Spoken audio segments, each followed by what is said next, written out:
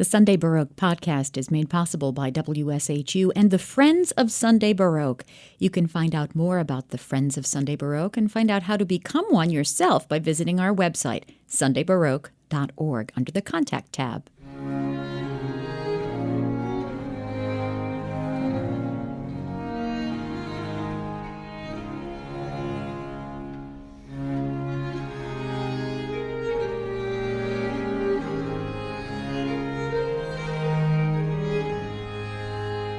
Patricia Ann Neely is a professional musician who specializes in historical performance. She's a founder of New York's Abend Music Ensemble and has concertized and recorded with numerous top early music ensembles across the U.S. and internationally.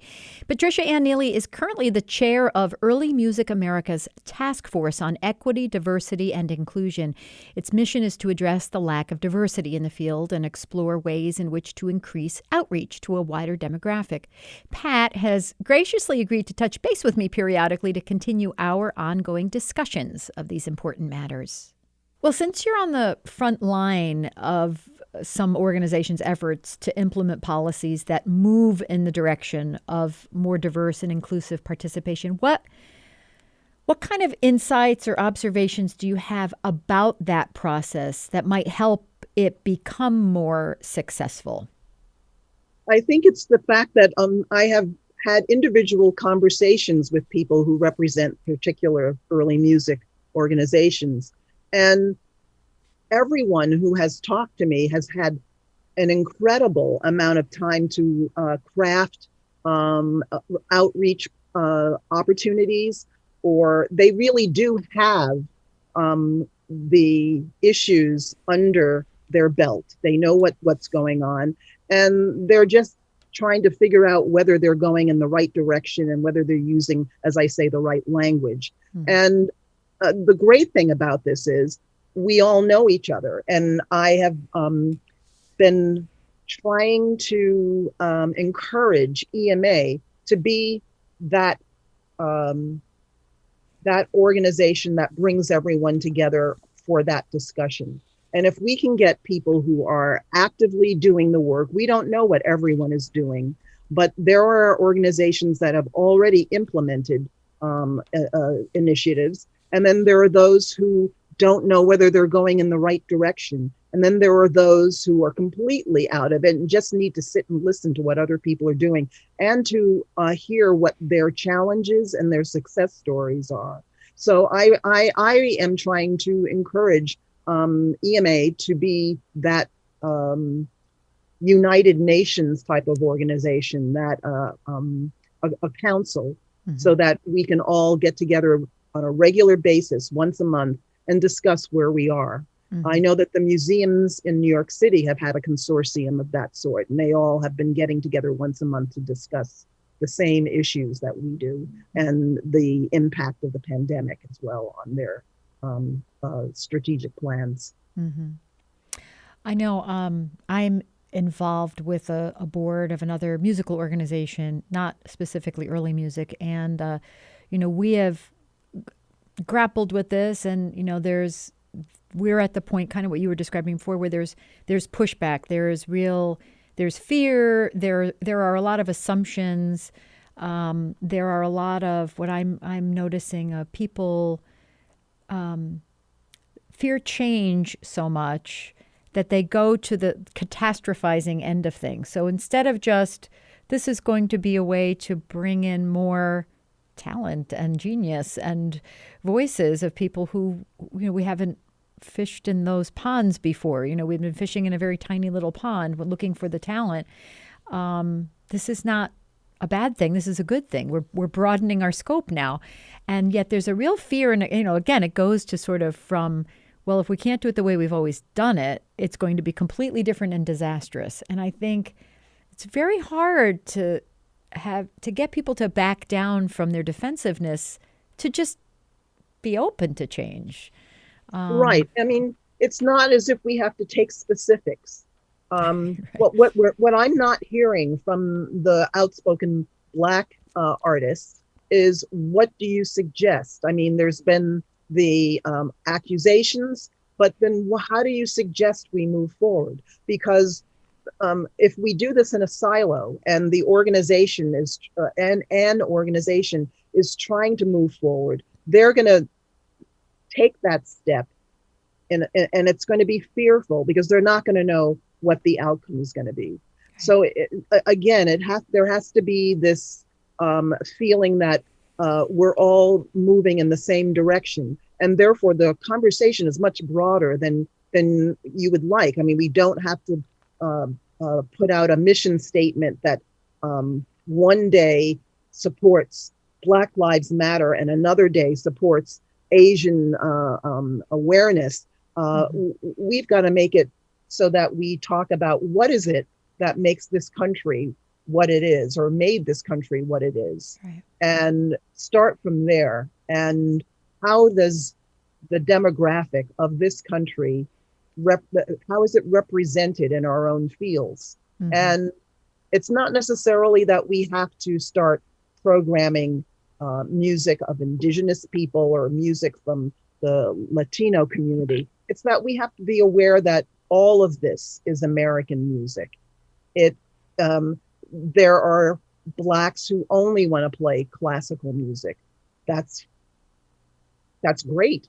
There are groups that are geared toward researching and doing more music that represents an ethnicity in a specific period of time in this country. So I think the broader look at who are we as Americans will help us craft how to move forward in a way that's not patronizing and that is all inclusive. Mm-hmm. And given that you have this experience in more than one organization, do you have any kind of suggestions or advice for an organization? It doesn't even have to be an arts organization necessarily, but really any company, organization, whatever, that wants to create a task force or a committee or implement tactics for achieving diversity and inclusion. Like, in other words, is there anything that you've learned from your experiences that either is the cautionary tale or, hey, this was a really good tactic that really worked for us? I think it's having to listen. I mean, first of all, the key word is to listen. And if you're going to listen, you have to find the people to listen to. And that does not come with just looking at who you have in your purview or who is on your board. It's bringing people in who are familiar with your organization and having those experiences that have put us where we are today.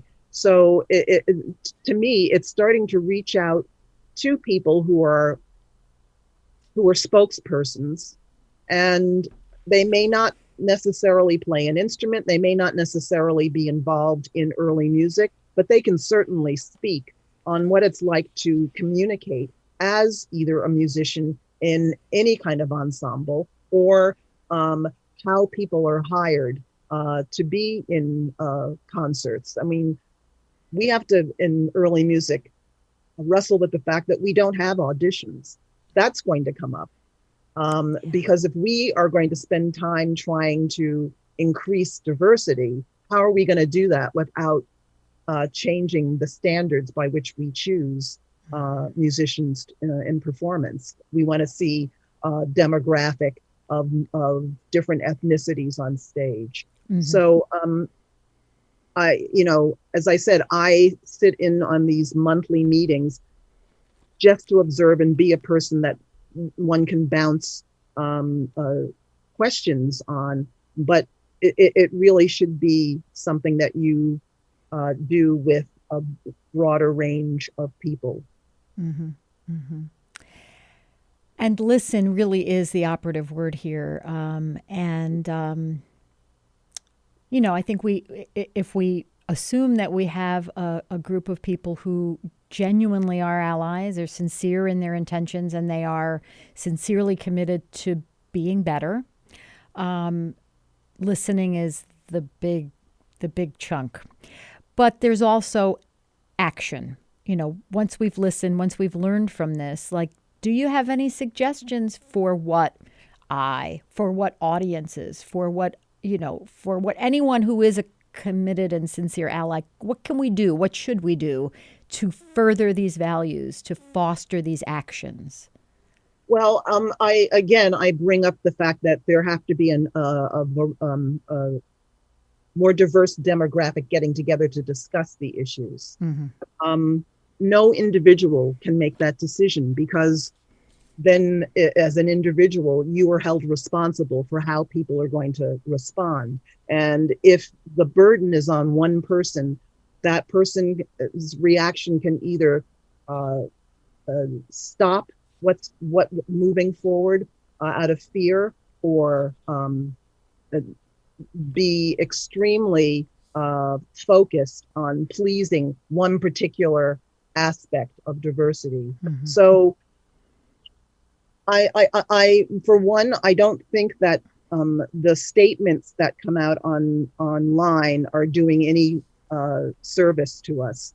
But I do think there need to be more panel discussions about this through organizations like EMA and CMA, as we crawl out of this year of isolation. It's a little we have to be together in one place, and we have to be there in person to do this.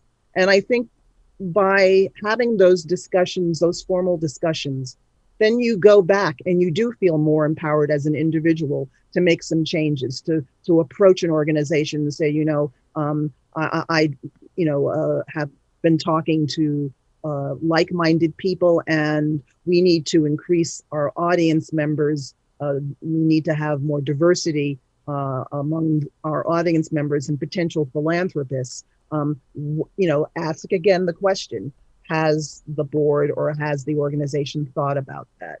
So we need to have sort of ambassadors who are in these discussions go back and ask those questions. Mm-hmm. Mm-hmm.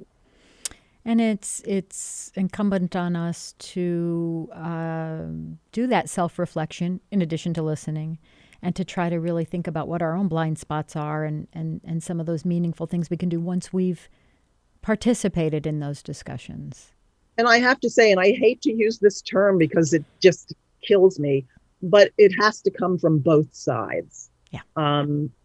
We are in a place right now, as I said, where we're not listening to each other. We're divisive and we're still protesting. Mm-hmm. And let's get that out of our system. And then let's start actively seeking out a situation where we can all be together. And that's something that we can plan now, because as we get out of the pandemic slowly, we can judge when the time is right to have those discussions. And of course, we can't predict what's going to happen in the fall, but from what we know today about the way the world is opening back up, we should be able to start having those discussions in June and in July, and give the 2 months of summer that time to really sit down and plan how we're going to be perceived once we are somewhat back to a normal life style. Yeah. And the old saw is, change is hard. But the other thing that's hard, and this is a big deal for this kind of an issue, trust is hard.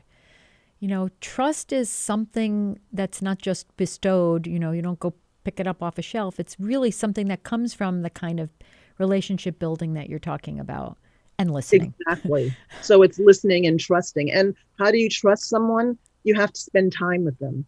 And, we have adapted to this little thumbprint kind of meeting protocol. And I don't think that in our case with the task force, we've ever met in person. We've only met remotely.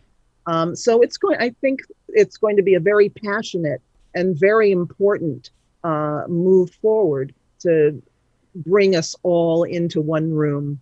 And it'll take a number of those visits to start really implementing ideas that are going to be positive for what we are talking about this year. Yeah.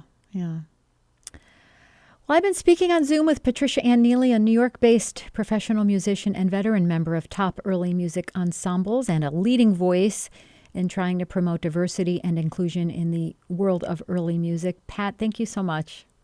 Thank you.